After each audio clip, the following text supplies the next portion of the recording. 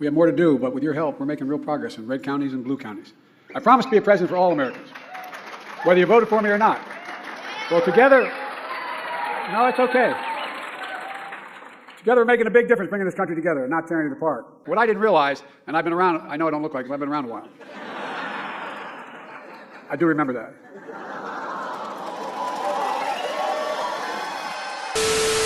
Donald Trump is facing 91 felony counts across 4 different indictments for a variety of crimes.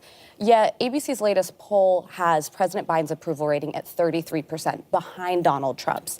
In head-to-head matchups in a number of battleground states, Donald Trump edges you and President Biden out. What does it say that the party is struggling to compete with an unfit man who is very likely going to jail?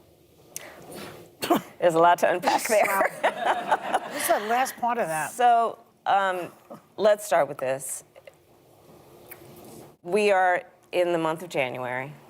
We've got 10 months to go until the election. Mm-hmm. And increasingly, and you've seen it even just this week, we are all starting to narrow in on what this election will mean. And frankly, in the midst of so many big issues challenging our world that, are not binary, it's not just one side or the other. On this one, there's a split screen that you can throw up and see.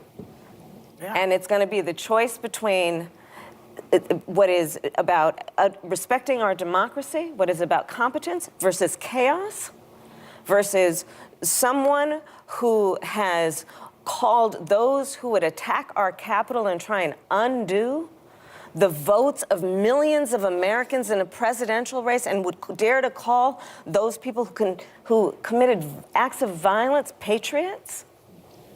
Someone, again, who would weaponize the Department of Justice, who glorifies those people who are running countries in a way that is about themselves and not the people. This is going to be the split screen. We've got a guy right now, the former president, running for office, openly saying that he promises to essentially be a dictator. Right.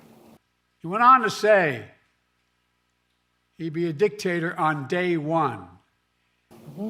A person running to enter back into the White House who is proud that he stripped Americans, women, of the right to make decisions about their own body. A person running to become the commander-in-chief, who is admitting he would weaponize the Department of Justice. These issues in terms of how we are doing on a daily basis and how our democracy and our country is doing are inextricably linked.